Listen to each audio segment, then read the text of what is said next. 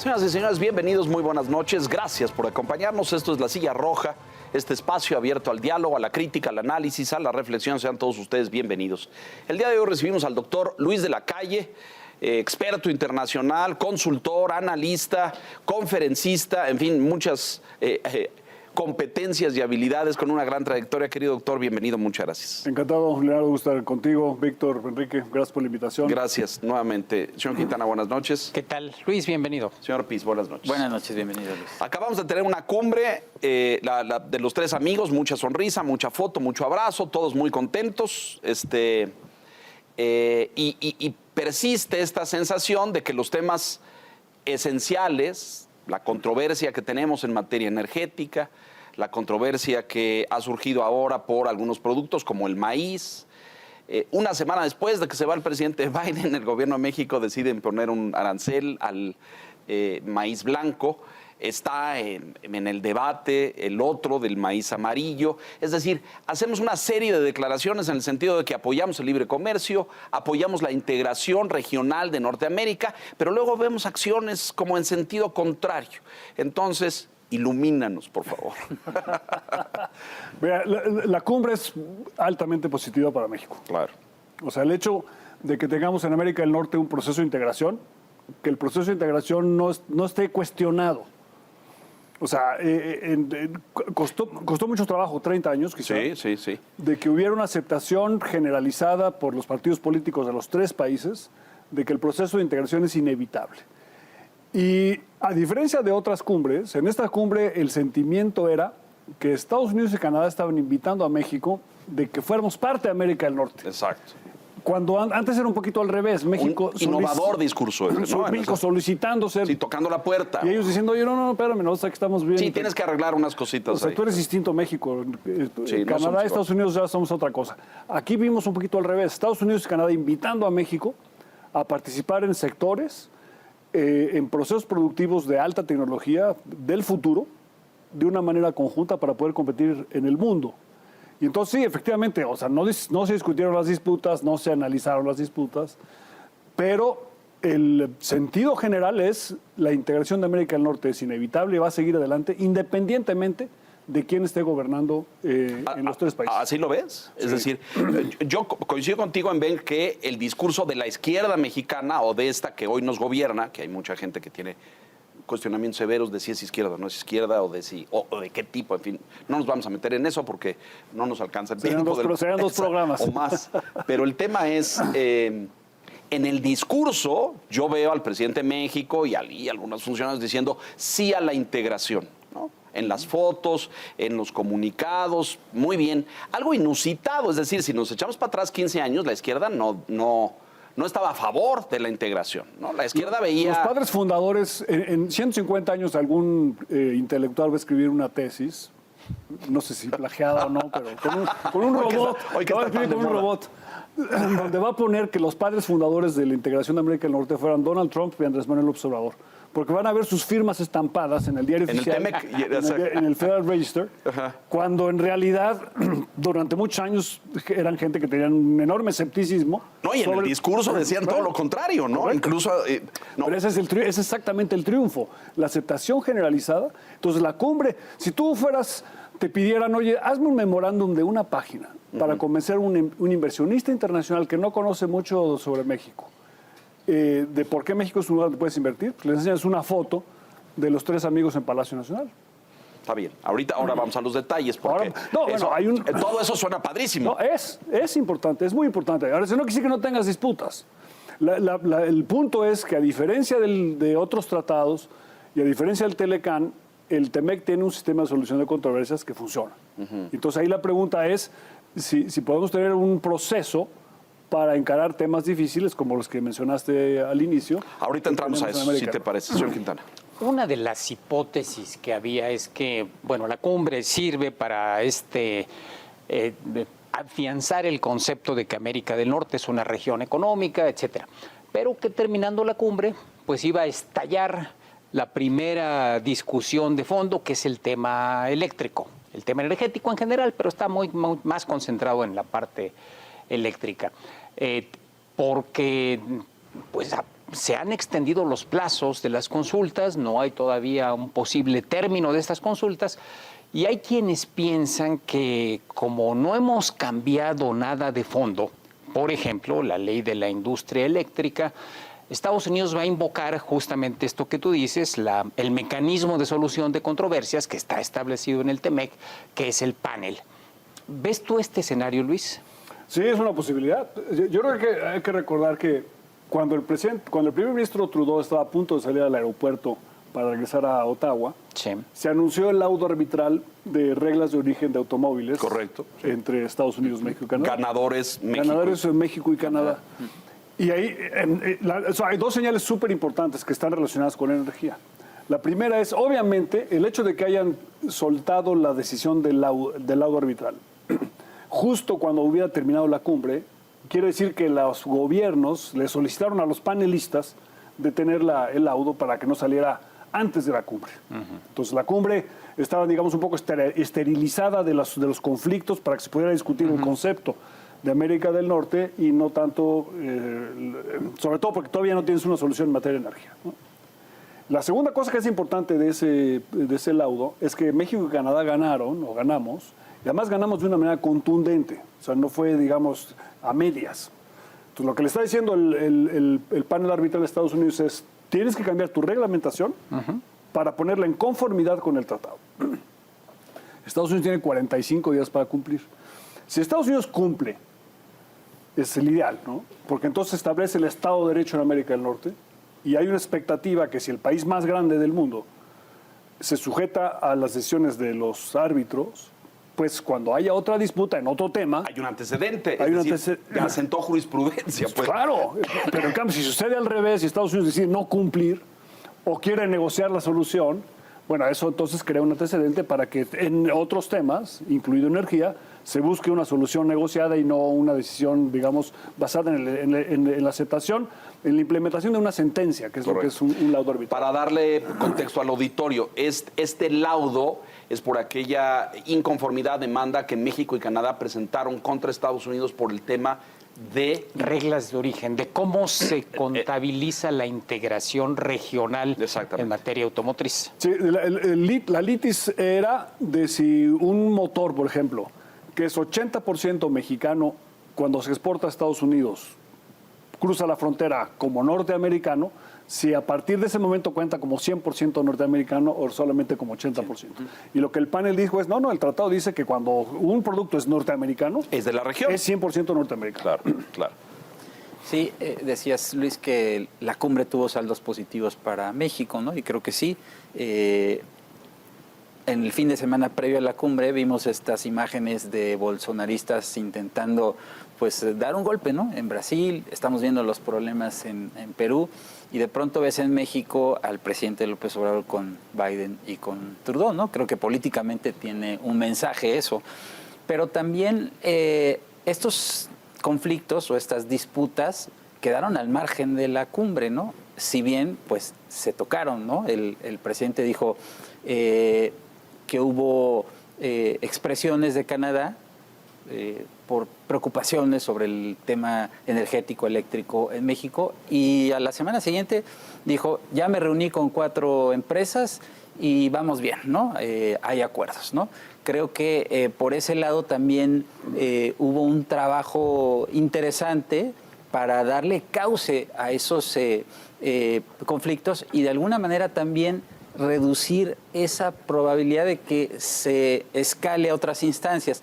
Alguien me decía, lo que pasó en la industria automotriz en este panel es que el mensaje es que los mecanismos funcionan, sin duda funcionan, pero también es un mensaje para México para decir, bueno, pierde Estados Unidos y si vamos, primero, no es pecado pedir un panel y segundo, si vamos a un panel ya sea en maíz o en biotecnológicos o en energía, pues México también va a tener que aceptar las consecuencias, ¿no? Correcto.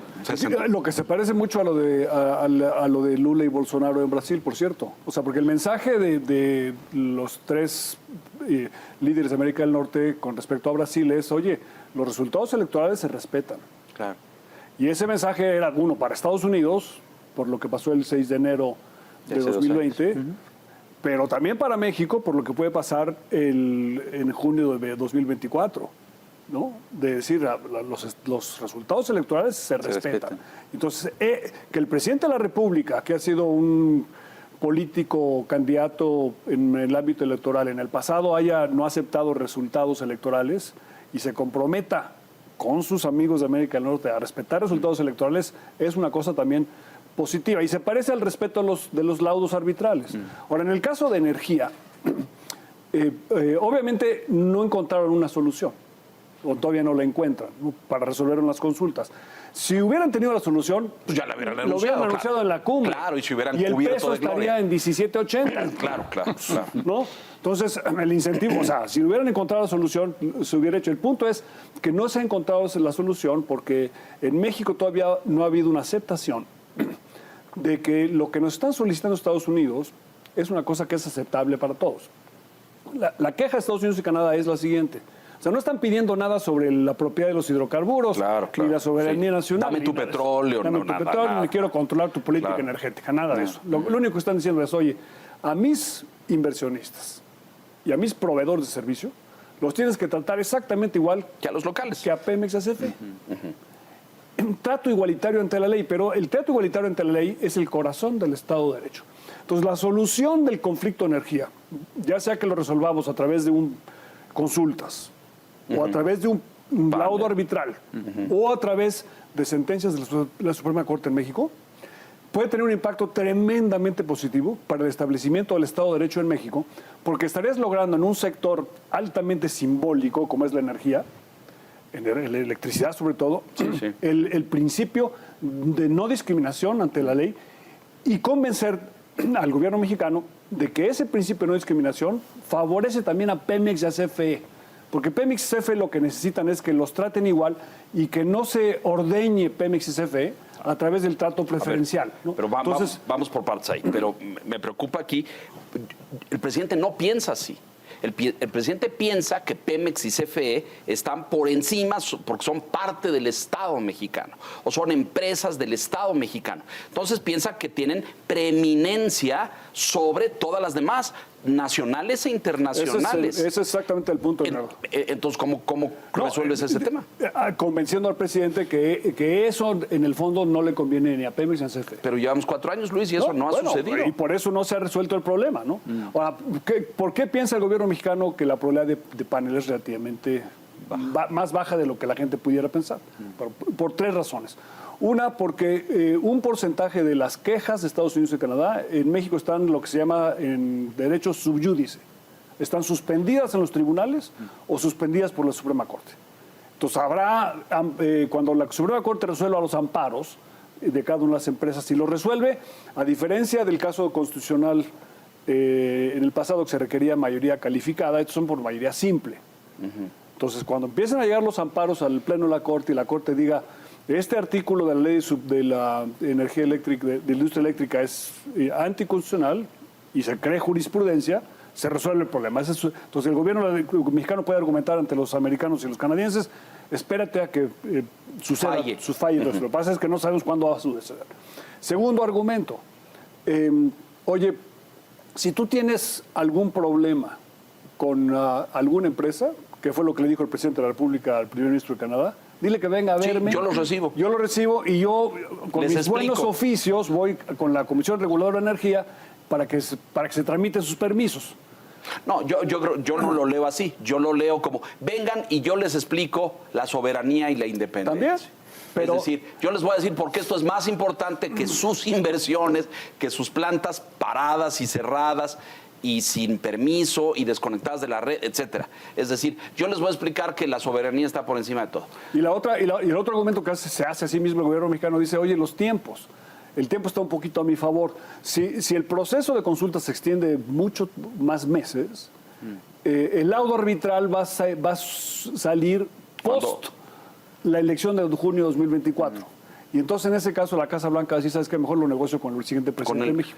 A ver, entonces, ahora digamos, vamos ahí. Los tiempos así, por eso hay una probabilidad de que se extienda la consulta. La lectura que se hace es que esa es una estrategia. Sí. Que por eso lo están haciendo así. Es decir, con no se va a poder, no nos vamos a entender, es una pared. Es decir, él no va a aceptar que Pemex y que CFE ocupen el mismo rasero de trato según establece el TEMEC con las empresas internacionales. Entonces, como no hay entendimiento, pues mejor espero al siguiente. ¿Tú lo lees igual? Sí, sin duda. O sea, es una de las lecturas de por qué las consultas pueden ser un poquito más largas. Entonces, la pregunta es, ¿bajo qué condiciones la Casa Blanca puede cambiar de opinión y decir, ¿sabes qué? Voy a ir a un panel. Y eso, creo que la decisión va a ser ¿bajo qué condiciones? De política interna de Estados Unidos. O sea, ¿qué él es muy presionado ¿qué por tanta eso? presión hay adentro de Estados Unidos? Que yo diría que ya es alta, Luis. Es decir, ha recibido, ¿cuántas cartas, Enrique? Como 30, ¿no? Es alta, pero hay que tomar en cuenta que la elección de noviembre, de finales del año pasado, había una expectativa, seguramente lo discutieron ustedes en esta mesa, de que el presidente Biden perdiera la mayoría en la Cámara de Diputados y la mayoría en la Cámara de Senadores. Bueno, y no en sucedió. la Cámara de Senadores no sucedió y en la Cámara de Diputados apenas. Así es, muy marginalmente. Esto quiere decir que el Partido Republicano está en una situación relativamente de mayor debilidad de lo que se pensaba y por lo tanto que la presión es un poco menos eficaz. Lo que no quiere decir que no exista. Entonces la pregunta es, ¿los republicanos van a utilizar un posible caso contra México para presionar a la Casa Blanca con miras al 24? 2, las empresas van a presionar para que eso suceda. Y 3, qué tan importante es Texas en el contexto político interno de Estados Pero Unidos. explícale a la audiencia por qué. Bueno, Texas es importante por su tamaño y porque Texas, si algún día Texas se volteara y votara demócrata, el presidente de Estados Unidos no puede ser republicano. Entonces, la importancia de Texas puede ser mayúscula, eventualmente. No creo que en 24, pero... Bueno, después, ¿por qué no? Las 4 grandes ciudades tejanas son demócratas, ¿eh? No, por eso. Houston, Dallas, San Antonio, es decir... Pero un montón de condados. Sí, eso No, es de acuerdo, cierto. pero el punto es que Texas tiene un peso específico en Estados Unidos y como una disputa en energía es una disputa con Texas, básicamente. Y además en el sistema electoral estadounidense es el estado que más peso tiene Y de allá viene el el colegio California. electoral. Bueno, después de California. Y de allá viene el California California y compra Texas. México a Estados Unidos. Exactamente. Yo difiero un poco de la visión de Leonardo, Luis, y quiero conocer tu opinión. Yo creo que el presidente no llama a las empresas y les dice, a ver, les voy a hacer didáctica, voy a hacer pedagogía del nacionalismo energético. Sí lo hace, pero no solo eso. También ve de qué tamaño es la bronca.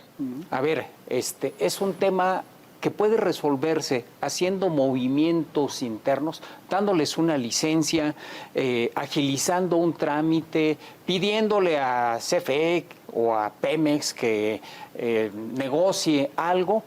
Y si eso le evita un problema mayor, yo creo que todavía hay una dosis de pragmatismo en el presidente para usar el poder que tiene adentro del gobierno para ello.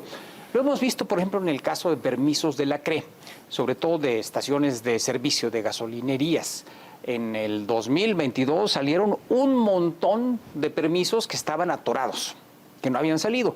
Pareciera que alguien le dijo a la CRE, ¿sabes qué? Muévele, porque esta es una de las quejas ahí en el texto que envió la representante comercial, está el retraso de trámites y solicitudes de los norteamericanos. Entonces, creo que de Estados Unidos no hay tanta bronca. En realidad, el problema mayor, y no se ha detonado por ahí, es con los europeos. Los productores de energía eléctrica más afectados por la política discriminatoria del gobierno mexicano, favorecedora de CFE y de Pemex, pues son sobre todo las empresas españolas. Pero las empresas españolas no han detonado. No sé si en el caso del tratado con la Unión Europea tengamos algún mecanismo que ellas quisieran invocar, pero lo que yo he visto es que van a seguir la estrategia que tú dices, vamos a seguir litigando en tribunales, pero nos vamos a esperar a que termine este sexenio y a ver después qué hacemos. O sea, yo creo que en esas reuniones el presidente lo primero que hace es explicarles un poco la posición mexicana, ¿no? O sea, la defensa de la soberanía, etcétera, pero luego les dice, oye, ¿por qué no en lugar de hacer lo que estás haciendo, no lo haces con Pemex o CFE? O sea, les propone... Asóciate. Ya lo vimos en el pasado, en el viaje a Washington se hicieron 2 anuncios. La construcción de un ducto de TransCanada y otro de Genova, ambos con CFE. O sea, seamos socios, ¿no? No compitas conmigo, ese es un poquito el mensaje. Si eso no funciona, entonces les dice, oye, yo te voy a ayudar a agilizar el permiso en ACRE. Si eso luego sucede o no, ya esa es otra cosa, ¿no? Pero esa creo que es un poquito la estrategia del gobierno mexicano. Buscar asociaciones para que haya inversión privada, pero no competencia. Lo que no les gusta, como decía Leonardo, es que CFE y Pemex estén al mismo nivel que las otras en términos de derechos y obligaciones. Pero el problema es que ese es el corazón del tratado, que todo el mundo tiene los mismos derechos y mismas obligaciones. Los europeos, que son efectivamente los principales inversionistas en energía en México, tienen un trato distinto que Estados Unidos y Canadá, porque el Tratado de la Unión Europea no tenía en su versión original un capítulo de inversión y tampoco tenía la consolidación de la apertura energética, que ya tenía el Telecán parcialmente y tiene ahora el TEMEC. Entonces, digamos, el gobierno español no tiene un mecanismo, no puede ir a Bruselas y pedirle un panel a México, porque no está comprendido en el Tratado Con la Unión Europea. El vigente sí está comprendido en el que está negociado, terminado, pero que no se ha firmado ni y mucho menos aprobado. Y no se va a aprobar precisamente por esto. Lo que sí existe con Europa son los tratados bilaterales de inversión. Pero en los tratados bilaterales de inversión, quien puede llevar a un panel no es el gobierno de España, sino que tendría que hacerlo Iberdrola directamente. Pero Iberdrola en México tiene no sé cuántas plantas, ¿no?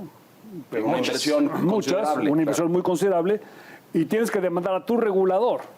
Entonces, es un quiere darle patadas? Es un cálculo muy distinto, digamos. Entonces, a los europeos, o sea, creo que España se equivocó al principio de este sexenio en no acelerar el proceso de aprobación del tratado, porque si lo hubieran hecho, hoy tendrían un instrumento, ni siquiera Madrid, Bruselas, para exigirle a México el cumplimiento que hoy en día Europa no tiene, pero Estados Unidos y Canadá sí.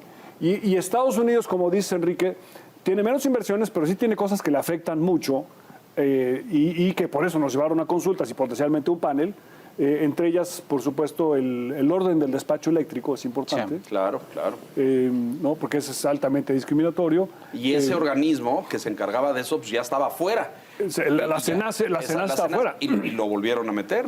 Efectivamente, ¿no? La CENACE ahora, además, la ley de la industria eléctrica tiene un orden de despacho que es antieconómico y que es competitivo. O sea, es privilegia privilegia las plantas de CFE, básicamente. Sí. Y esa es una de las litis más complicadas de resolver. Y tenemos dos cuerpos jurídicos, porque la ley de la industria eléctrica dice una cosa, pero la Constitución y el TEMEC dicen otra. Y entonces hay una controversia que tiene que resolverse ya sea por la Corte, eventualmente, porque la Corte, al haber votado 7-4 en contra de esa ley, de ese artículo, sí, no lo echó para atrás porque se requiere a 8-3. Sí. Pero cuando llega un amparo, el amparo se gana con mayoría simple. No con esa proporción. Ahí está el corazón, como tú dices, ahí está el tema. Ahora, es una cosa relativamente sencilla de resolver. Si México dijera, oye, yo me comprometo aquí en adelante a modificar mi ley y a tratar a las empresas de Estados Unidos y Canadá con el mismo rasero que trato Pemex y CFE, ahí se resuelve el problema. El punto es que eso va en contra de lo que piensa el presidente de la República. Pues sí. Por eso creo que la idea es vamos a esperar al que viene. No es por eso hay que tomar en cuenta ese incentivo a decir vamos a esperar, porque eso te afecta a la probabilidad del panel.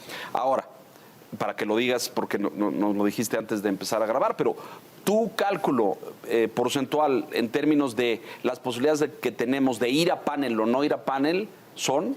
Bueno, yo creo que hay tres posibilidades. Ir a panel, yo diría, es más o menos, en las próximas semanas o meses, sí, 45%. Ir a panel. No, perdón, que se extiendan las consultas. Que se extiendan las consultas, 45%. Que nos lleven a panel en los próximos meses, 30%. Y que se resuelvan las consultas, 25%. O sea, hay una posibilidad de que se resuelvan las consultas porque todo este intercambio, digamos, la cumbre, el efecto del nearshoring, la economía mundial, el estado de la economía, crean un incentivo para que el presidente diga, ¿sabes qué? A lo mejor lo que más le conviene a México es ser competitivos en 23 y 24. Soy escéptico, pero te veo muy esperanzado. No. Tiene la probabilidad más baja, pero no es cero.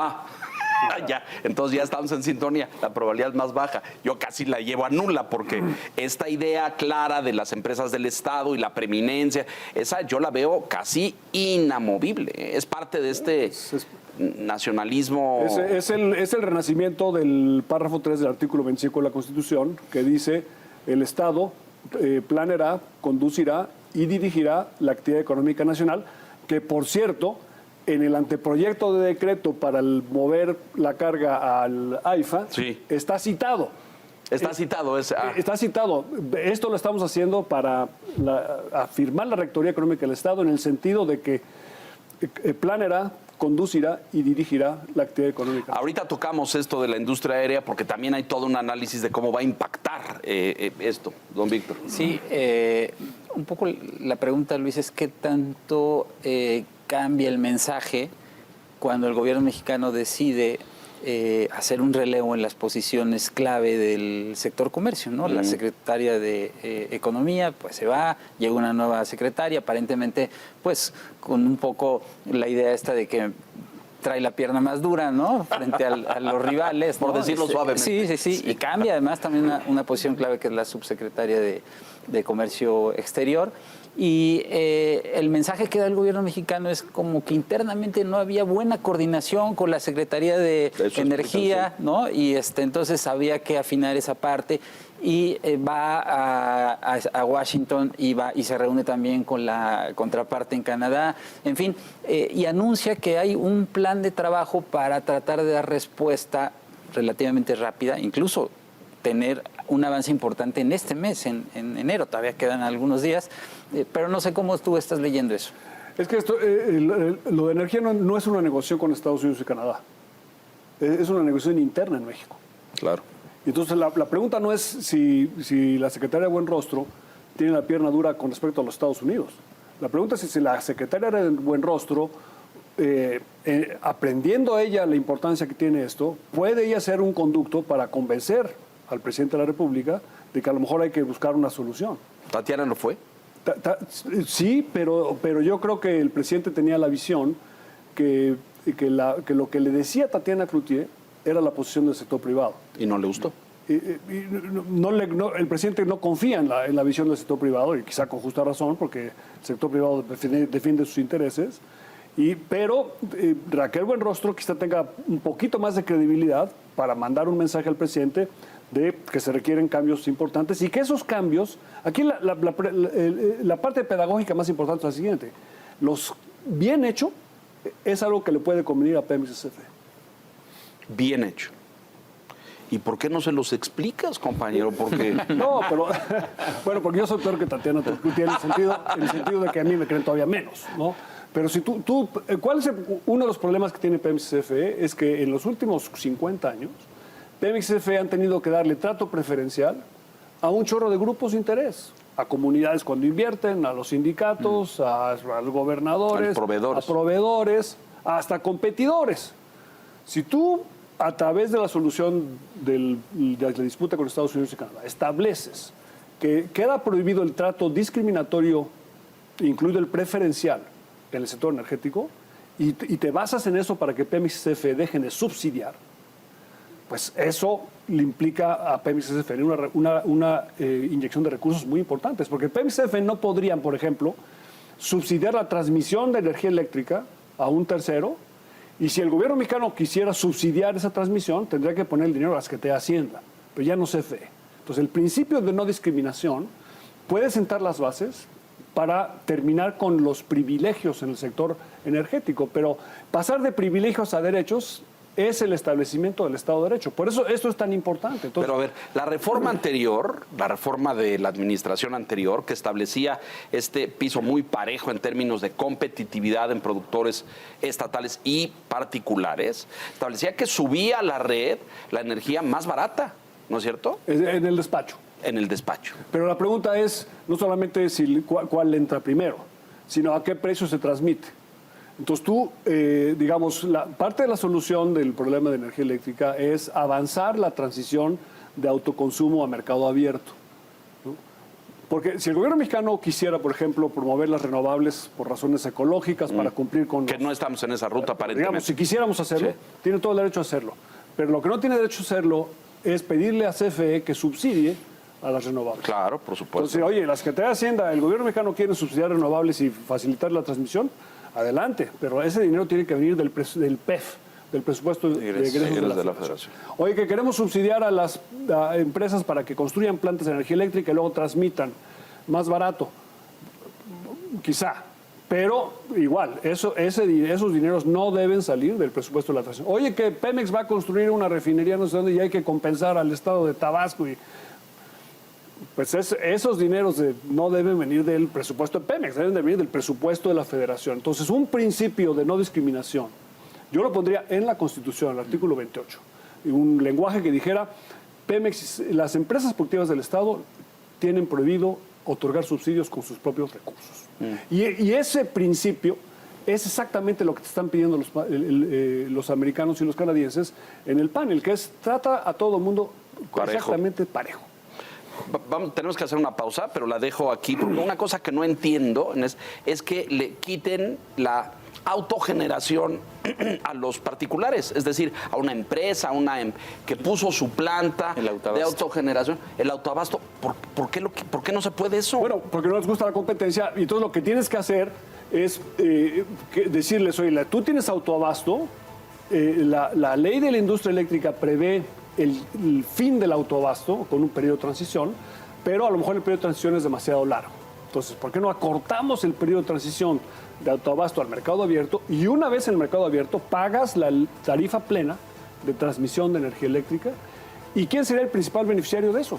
La CFE, que es la que transmite. Claro, que tiene las líneas. Déjenos hacer una pausa. Estamos con el doctor Luis de la Calle en la revisión compleja, como ve usted, de estos paneles, potenciales paneles o consultas con Estados Unidos sobre la industria eléctrica. Volvemos.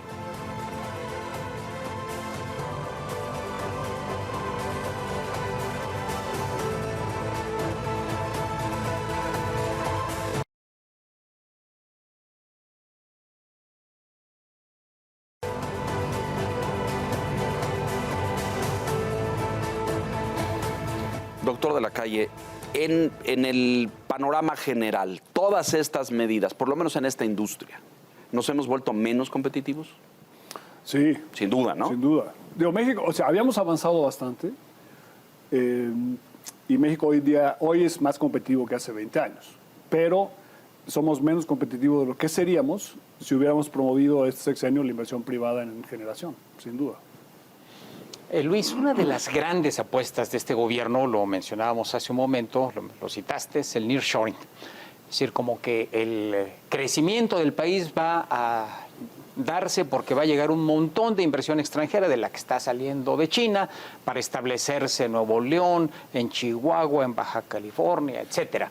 Y vamos a tener un montón de plantas y un montón de empleos y ya tenemos un decreto para incentivarlos a que se instalen en el Istmo, etcétera, etcétera.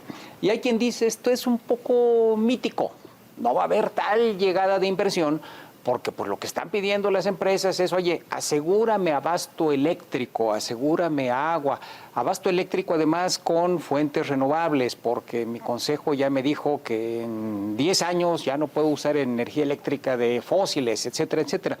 ¿Cómo valoras tú este tema del nearshoring? La transformación estructural del comercio e inversión transpacíficos es real. No es mítica, es estructural y va a durar un buen tiempo. 10 años, 15. 10, 20. O sea, ok. Pero es real, eso está en proceso. No, sin duda, sin duda. La pregunta que hace Enrique en el fondo es ¿de qué tamaño es la oportunidad? Y la respuesta a esa pregunta es el beneficio para México es proporcionar lo que nosotros querramos que sea. O sea, si nosotros nos decidimos hacerlo todo bien, el beneficio es monumentalmente grande, transformador del país. Si no hacemos nada o hacemos cosas para desincentivar que vengan, el beneficio va a estar a pesar nuestro, pero va a ser modesto. Y solamente va a ayudar a algunas regiones, a algunos sectores que son los que generalmente se han beneficiado del comercio exterior en el pasado. el norte, el Bajío, etcétera, algunas regiones del país, algunos sectores del país. Entonces, ¿qué necesitas tú para realmente, para que el nearshoring realmente sea un detonador importante del desarrollo de México? Se requieren 4 cosas, ¿no?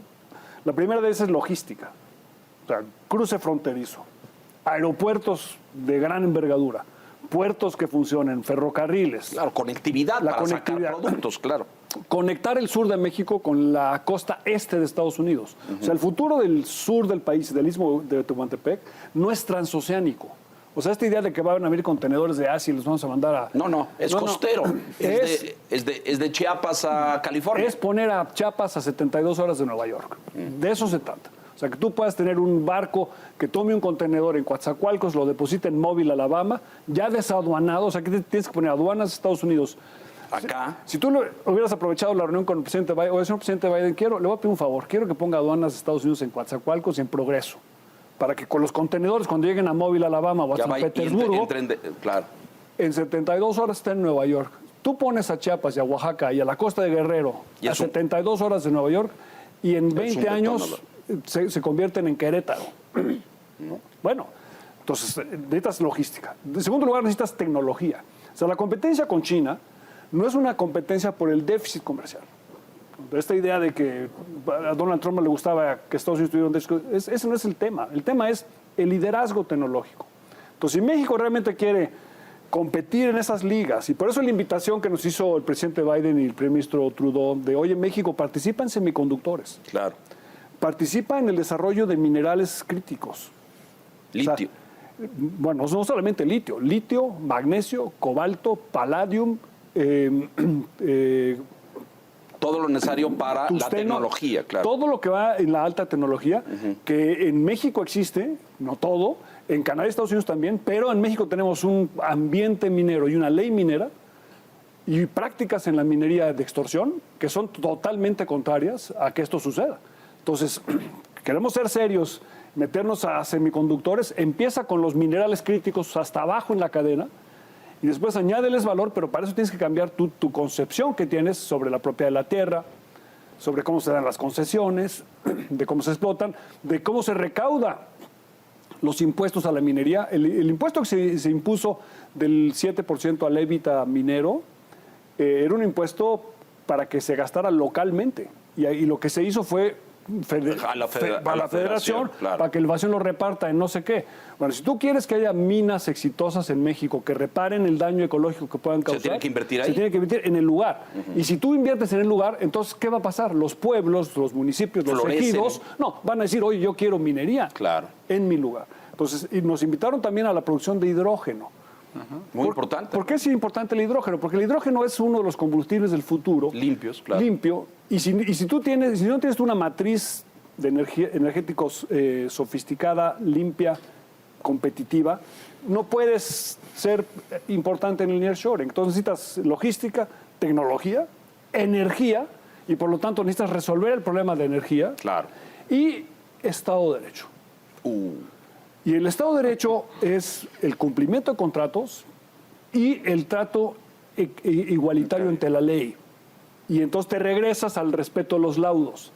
O sea, si los gobiernos no respetan los laudos, no respetan los resultados electorales, bueno, pues el Estado de Derecho no tiene un cimiento que permita que suceda. Entonces, cuando te dicen, oye, es que el nearshoring va a ser modesto, bueno, va a ser modesto porque nosotros no queremos que sea ambicioso. Si lo hacemos bien, o sea, sin hacer nada, nuestros parques industriales en el norte del país están trabajando al 100%. Tenemos sectores y regiones del país donde hay una escasez de mano de obra muy importante. Sí, lo hemos comentado. Y eso, o sea, la ciudad de Reynosa tiene inversiones monumentales que están llegando a Reynosa, a pesar de los problemas de seguridad que se cubren todos los días. Imagínate de qué tamaño sería la inversión si no tuviéramos problemas de Estado de Derecho en Reynosa y si tuviéramos además el agua y la electricidad competitiva y los ingenieros de altísima calidad. Bueno, pues sería 3, 4 veces más. Porque yo veo ese mismo panorama, y Enrique lo ha mencionado varias veces al aire, pero yo no veo de parte de esta administración nadie con una visión así, de decir, a ver, si resolvemos esto, vamos para adelante. Este exhorto a que inviertan en el Istmo, está bonito, Digo, está bonito en el discurso, pero hay que hacer cosas para que eso pase, ¿no? Hablas de aduanas, hay que aumentar la conectividad. El sur de México no tiene infraestructura. O sea, si tú ves un mapa, sería bueno algún día proyectar un mapa en este programa de, por ejemplo, la red de energía eléctrica en México y la red de gasoductos O de y carreteras. la red ferroviaria Sí. o de carreteras, y vas a ver tú que en Guerrero, Chiapas y Oaxaca básicamente no hay infraestructura. Y entonces no es sorprendente que no haya desarrollo. Ahora, esa región tiene un potencial tremendo. Pero ese potencial va a ser detonado cuando se tengan, obviamente, las condiciones necesarias en términos de instituciones y en términos de conectividad, pero sobre todo para ligarla con, Claro. con el Bueno, este de hay Estados quien Unidos. dice que la inversión del Tren Maya a lo mejor hubiera sido mucho más eficiente haciendo el transísmico, ¿no? El Tren Maya debe convertirse en un tren de carga para sacar mercancías de esa región y exportarlas al este de Estados Unidos. Hablas de infraestructura, Estado de Derecho y quizás la otra pata sería el orden institucional, ¿no? El marco institucional, que también es importante.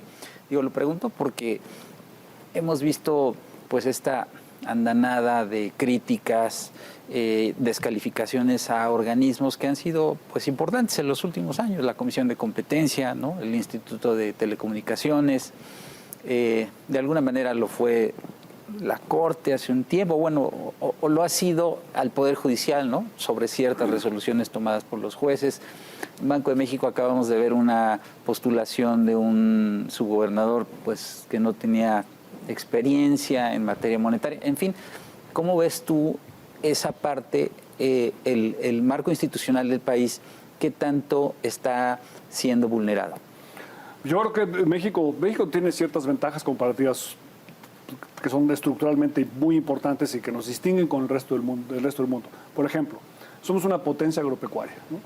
En 2022 habremos cerrado más o menos con 23% de participación de mercado en Estados Unidos, como proveedores. Altísimo.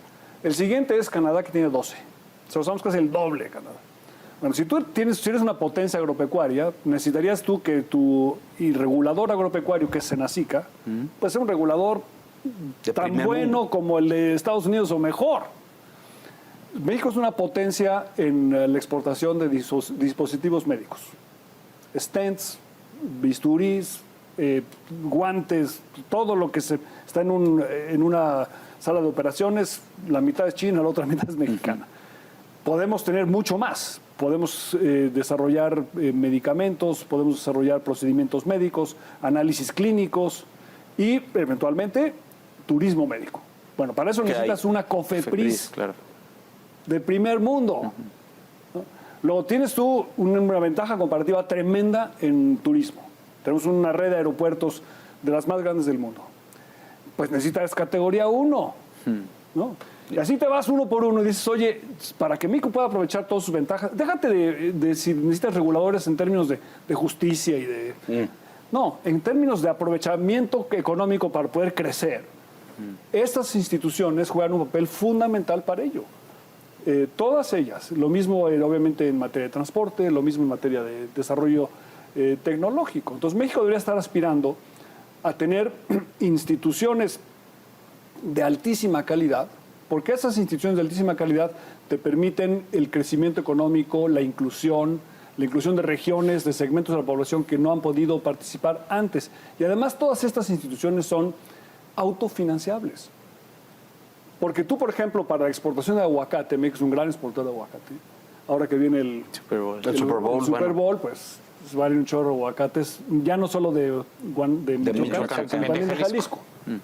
Bueno, eso requiere un chorro de inspectores sanitarios, ¿no? Claro. Oye, que cuestan muy caros los inspectores sanitarios. No, pues sí cuestan caros, pero le cuestan caros al productor de Uruapan, que paga al inspector sanitario. O sea, el gobierno, de hecho, el gobierno recibe dividendos de eso. Entonces no te cuesta. Oye, que los controladores aéreos cuestan. Sí, los controladores aéreos cuestan, pero las aerolíneas pagan por el uso del espacio aéreo. Claro. Y lo mismo con los análisis médicos de COFEPRIS y con todas estas instituciones son contrarias a esta idea de austeridad, de vamos a cortar, pues no cortes donde es rentable, porque ahí es donde vas a crecer.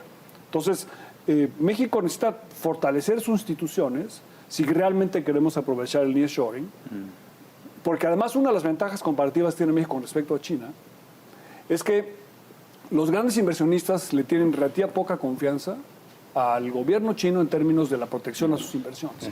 Y al gobierno mexicano le podrían tener un poquito más de confianza si hacemos bien las O cosas. yo diría, nos lo habíamos ganado y hemos trabajado consistentemente en derruir esa confianza.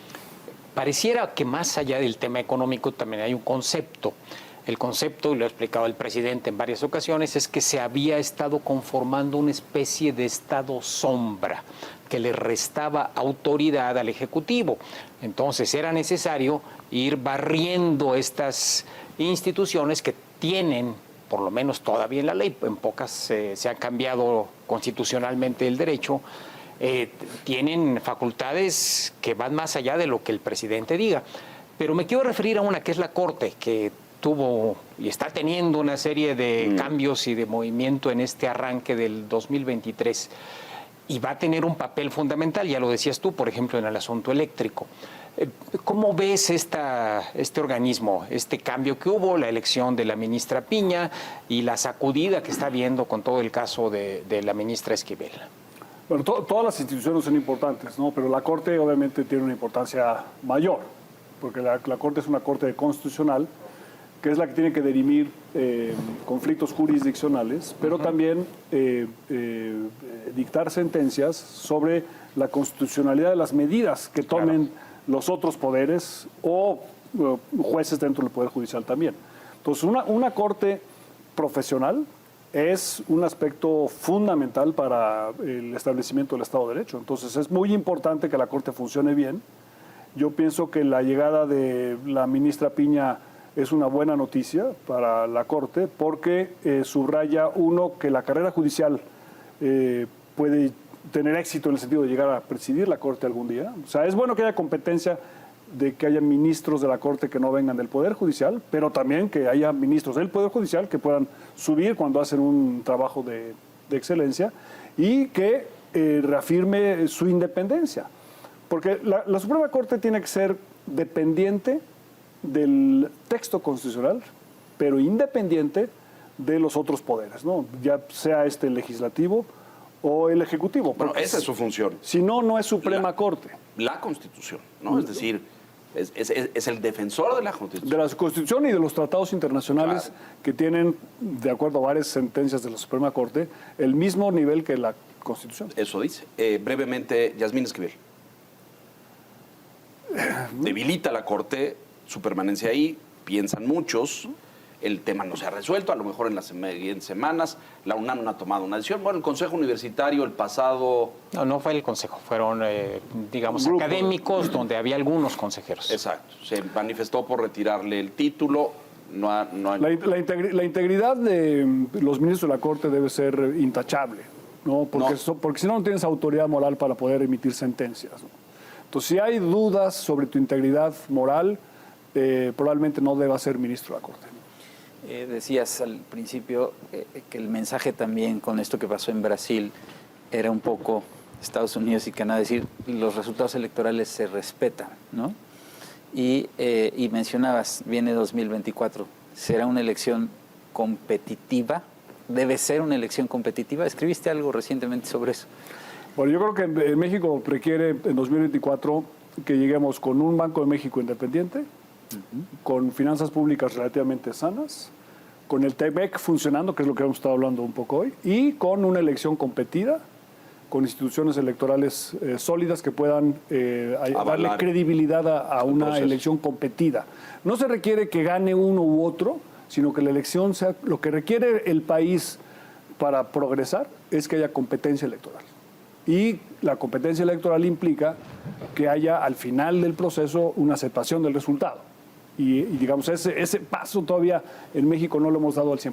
Estamos en la recta final, nos queda un par de minutos, les pediría conclusiones, por favor, Enrique.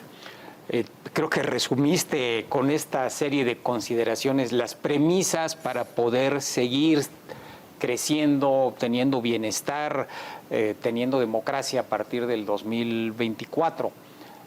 Ojalá en efecto, porque el Banco de México pues se ha debilitado esa junta de gobierno.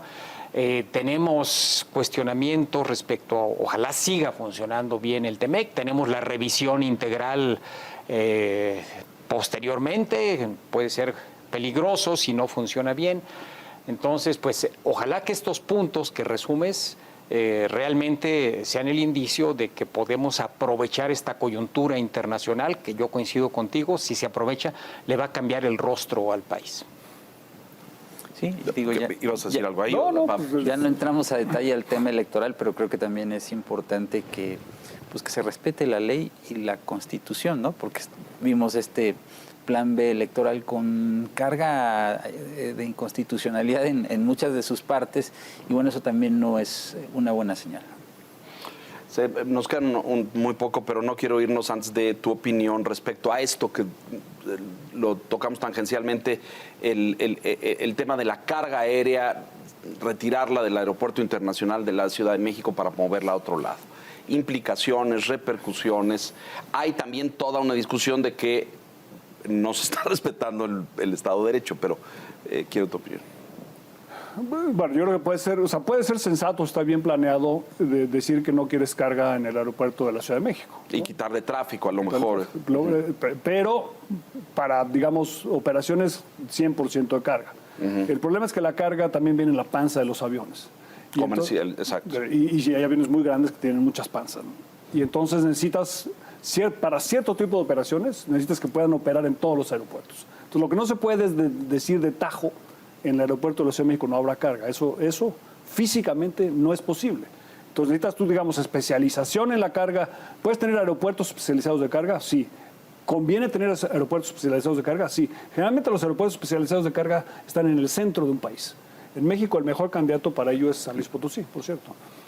Porque ahí consolidarías la carga, ¿no? Y está el del Bajío, que creo que también se ha perfilado mucho en ese sentido, ¿no?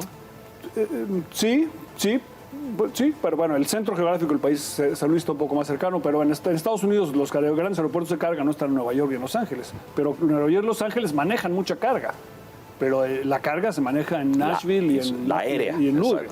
En Europa se maneja en Luxemburgo, ¿no? Etcétera, porque tienes posibilidades de... Entonces sí, tiene cierto sentido de sacar un poco de carga del aeropuerto de la Ciudad de México, pero no puedes sacarla completa y tienes que hacerlo de una manera ordenada. Bueno, nos tenemos que ir. Yo te agradezco enormemente, Luis. Creo que este año y lo que venga en términos de consultas, o si habrá o no panel, va a requerir que nos acompañes nuevamente por aquí en el futuro y podamos discutir los temas. Te agradezco profundamente siempre. Encantado de estar en la silla roja. Muchísimas gracias. Señor Quintana, gracias. Gracias. Luis. Buenas noches. Y a usted que nos hace el favor y la gentileza de escucharnos, esto es La Silla Roja, aquí puntualmente la semana entrante. Hasta entonces. Gracias.